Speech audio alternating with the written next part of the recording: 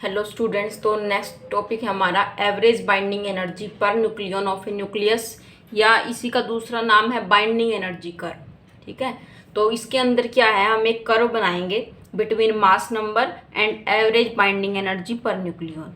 तो सबसे पहले average binding energy per nucleon क्या होती है? ये वो एनर्जी है जो स्पेंड करनी पड़ती है एक न्यूक्लियन को न्यूक्लियस से रिमूव करने के लिए। ठीक है, the average energy we have to spend to remove a nucleon from nucleus to infinite distance is called average binding energy। Definition clear है? ठीक है, और इनफाइनाइट डिस्टेंस हम लिखते हैं क्योंकि अगर हम इनफाइनाइट डिस्टेंस नहीं लिखेंगे तो क्या होगा, वापस से इंटरेक्शन हो जाएगी, न्यूक्लियन वापस न्यूक्लियस में आ जाएगा। ठीक है, तो इस वजह से हम यहाँ पे इनफाइनाइट डिस्टेंस यूज़ करते हैं। अगर हमें average binding energy find out करनी है तो उसके लिए फॉर्मूला क्या होगा, टोटल बाइंडिंग एनर्जी को हम डिवाइड कर देंगे mass number of the nucleus से, तो वो एक न्यूक्लियन की बाइंडिंग एनर्जी आ जाएगी। अब हम कर्व ड्रॉ करेंगे। ये कर्व जो दिखाई दे रहा है इसमें देखो एक्स एक्सिस पे क्या है, हमें मास नंबर लेना है, ए से रिप्रेजेंट करेंगे मास नंबर को, और यहाँ हमने स्केल लिया है 0, 50, 100, 150, 200 और 250। ठीक है, और यहाँ पे वाई एक्सिस पे हमने ली है average binding energy per nucleon 2, 4, 6, 8, 10, इस टाइप से स्केल लिया है, और ये एनर्जी मिलियन इलेक्ट्रॉन वोल्ट में है। ठीक है, MeV में है। तो ये कर्व कैसे बनाना है, यहाँ से स्टार्ट करेंगे बिटवीन 0 एंड 2, यानी कि स्मॉल मास नंबर के न्यूक्लियाई से स्टार्ट करेंगे और हैवी मास नंबर के न्यूक्लियाई तक हमें इसे एंड करना है। तो स्टार्टिंग में बाइंडिंग एनर्जी स्मॉल है,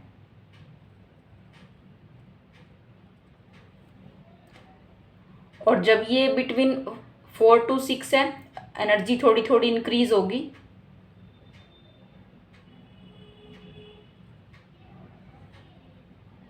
ठीक है, यहाँ तक हमारी ये स्ट्रेट लाइन ही चलेगी। ठीक है,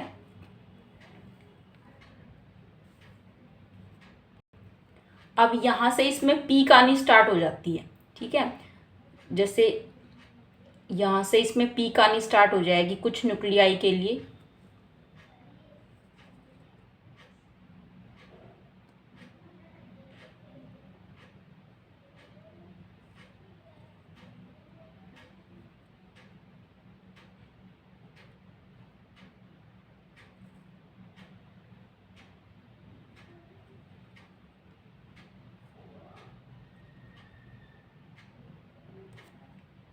इसके बाद ये कर्व इस यहाँ से बैंड होना स्टार्ट हो जाता है।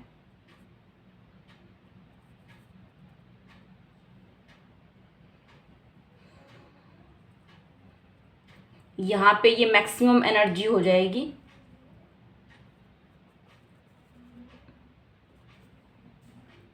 और जैसे जैसे मास नंबर इंक्रीज हो रहा है ये एनर्जी जो है थोड़ी डिक्रीज होनी स्टार्ट हो गई है।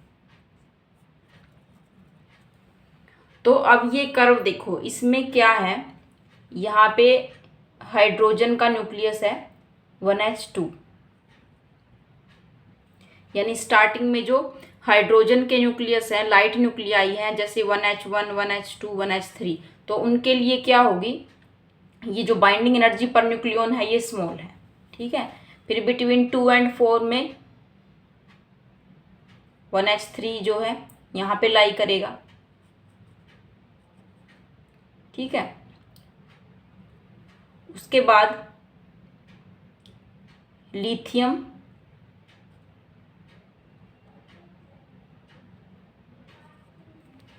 इसका मास नंबर 6 है, तो ये 6 के नियर अबाउट यहाँ पे हमें लेना है। ठीक है, तो ये जो पीक है यहाँ पे है हीलियम। ठीक है, इस पे आपको लिखना है कार्बन और ऑक्सीजन।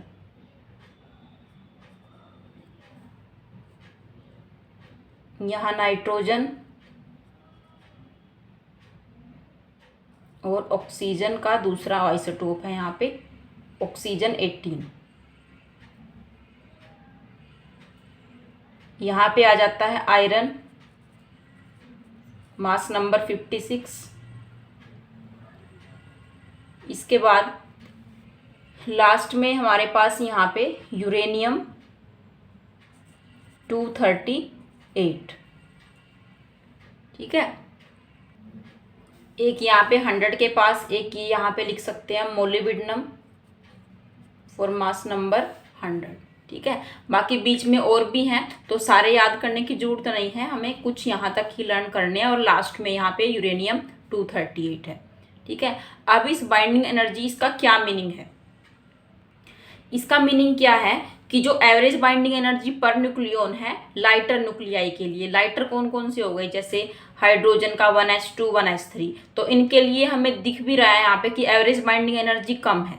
ठीक है, उसके बाद जैसे मास नंबर इंक्रीज हो रहा है, ठीक है, मास नंबर ऐसे इस साइड इंक्रीज हो रहा है, तो जैसे अगर जो 2 से लेके 20 तक की रेंज है मास नंबर में, तो वो 0 से 50 के बीच में आएगी। ठीक है, तो वहाँ पे क्या है, ये हमें शार्पली डिफाइंड पीक्स मिले हैं।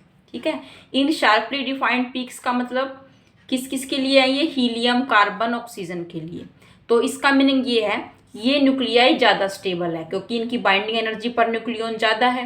जितनी ज़्यादा बाइंडिंग एनर्जी होगी इट मीन्स न्यूक्लियन को रिमूव करने के लिए हमें ज़्यादा एनर्जी जो है देनी पड़ेगी, तो इसलिए वो फिर ज़्यादा स्टेबल हो गई in comparison to these lighter nuclei. तो इन पीक्स का मीनिंग क्या है कि ये जो हीलियम, कार्बन, ऑक्सीजन है ये ज़्यादा स्टेबल है in comparison to hydrogen nucleus. ठीक है, उसके बाद जो बाइंडिंग एनर्जी कर्व है वो अगर हम देखें 30 से लेके 120 की रेंज, ठीक है, तो वो यहाँ 50 से बाद में और 120 कहाँ आएगा, 100 और 50 इनके 150 के बीच में आएगा। तो यहाँ से यहाँ तक हम देख सकते हैं कि ये ब्रॉड मैक्सिमम हमें मिल रहा है। ठीक है, ब्रॉड मैक्सिमम मिल रहा है और इसके लिए जो मैक्सिमम एनर्जी हुआ है वो आयरन के लिए है। ठीक है, 50 के बाद इसका मास नंबर 56 है, तो इसके लिए हमें सबसे ज़्यादा बाइंडिंग एनर्जी यहाँ पे मिल रही है, तो ये सबसे ज़्यादा स्टेबल है। यहाँ पर जो बाइंडिंग एनर्जी पर न्यूक्लियन होती है वो आयरन के लिए 8.5 मिलियन इलेक्ट्रॉन वोल्ट होगी। ठीक है, उसके बाद देखो मास नंबर इंक्रीज कर रहा है बट जो बाइंडिंग एनर्जी कर्व है वो धीरे धीरे नीचे आ रहा है। ठीक है, मास नंबर तो इंक्रीज कर रहा है, जैसे यूरेनियम का देखो 238 है, तो ये होना चाहिए ज़्यादा स्टेबल। अगर हम इसको फॉलो करें कि मास नंबर कम है तो कम स्टेबल है और ज़्यादा, फिर शार्पली डिफाइंड पीक आ गई मास नंबर इंक्रीज होने से। अगर इसके अकॉर्डिंग चले तो यहाँ ज़्यादा स्टेबल होने चाहिए न्यूक्लियाई, बट क्या होता है जितना हैवी मास नंबर के न्यूक्लियाई होते हैं जैसे कि ये यूरेनियम है, तो उनमें न्यूक्लियॉन्स के बीच में इंटरेक्शन स्टार्ट हो जाती है, कोलम्बियन फोर्सेज उसके अंदर जो है रिपल्सिव फोर्सेस लगने स्टार्ट हो जाती हैं, तो वो अनस्टेबल हो जाएगा। इस वजह से इनकी जो बाइंडिंग एनर्जी है वो डिक्रीज हो गई, अनस्टेबल होने की वजह से बाइंडिंग एनर्जी कर्व जो है नीचे की साइड आया है। तो इस तरह से ये ड्रॉ करना है। अब इससे हमें क्या क्या पॉइंट्स जो है मिले हुए हैं यहाँ से एक बार रीड कर लेते हैं। सबसे पहले देखो फर्स्ट पॉइंट है average binding energy per nucleon for light nuclei like 1H1 1H2 1H3 is small. ये हमने कर्व में भी देखा है कि स्मॉल एनर्जी है। Second, for mass number ranging from 2 to 20 there are sharply defined peaks. Peaks मिले हैं किसके कॉरस्पॉन्डिंग, हीलियम, कार्बन, ऑक्सीजन। ठीक है, तो इससे क्या इंडिकेशन मिल रही है, these nuclei are more stable than other nuclei. ठीक है, बाकी के कंपैरिजन में ये मोर स्टेबल है। थर्ड पॉइंट है binding energy curve has broad maximum in the range A = 30 to 120। जब मास नंबर 30 से 120 के बीच में है तो binding energy per nucleon 8.5 million electron volt है। ठीक है, the peak value of maximum is 8.8 for iron. ठीक है, जो ये हमें आयरन के लिए बाइंडिंग एनर्जी मिली है वो एक्सपेरिमेंटली कर्व से हमें कितनी मिली है, 8.8 मिलियन इलेक्ट्रॉन वोल्ट। उसके बाद as mass number increases binding energy per nucleon decreases gradually. धीरे धीरे बाइंडिंग एनर्जी कम होती जा रही है और कितनी हो जाएगी, 7.6 million electron volt per nucleon हो जाएगी लास्ट में। किसके लिए, यूरेनियम के लिए। The heavy nuclei are relatively less stable. तो इससे हमें क्या कंक्लूजन मिला है कि जो हैवी न्यूक्लियाई होते हैं वो लेस स्टेबल होते हैं due to coulombian repulsive forces. तो ये पॉइंट्स है इसमें, ये आपको लिखने हैं और ये कर्व ड्रॉ करना है। ठीक है, तो इन पॉइंट्स को अच्छे से नोट करो and learn the topic carefully.